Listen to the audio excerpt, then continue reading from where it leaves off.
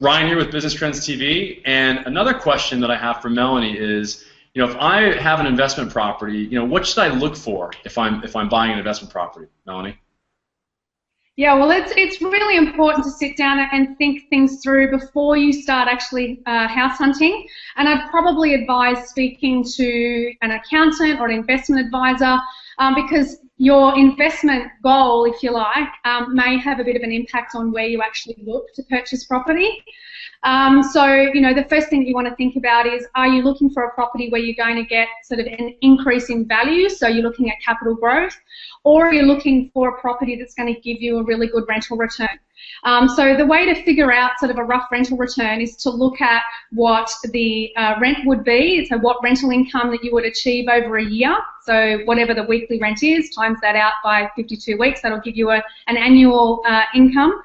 And then subtract off what you think the running costs will be for the property. So you've got to factor in things like council rates, water rates, getting smoke alarms looked at, have a budget for repairs and maintenance as well. So sort of subtract off a rough amount for what it would cost to own that property through the year.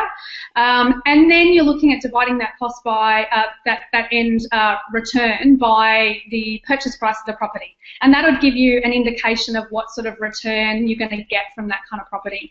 Ideally, you're looking for a rental return of, at least 5% in most cases. But again, speak to your accountant or financial advisor and they'll be able to give you some guidance there. Once you've got that kind of information, then you can start to really look at areas. And ideally, you're looking for the best area that you can afford. So when you're in a slightly sort of better area, then, you're generally going to get a slightly better quality of tenant, someone that's going to look after your property. And obviously, that's really important. The other key factor to consider is the ongoing maintenance. So the types of things that can be a little bit more expensive to run in a rental would be things like swimming pool. You might really like it as a homeowner, but it does cause a few issues or a few extra things that we've got to do to look after it. So there's a few more running costs there. Lots of timber, again, looks awesome, looks beautiful, you might love it, but it does require ongoing maintenance. So ideally you're looking for something that's low maintenance gardens, things that are going to be hard wearing, and something that sort of presents nicely as well.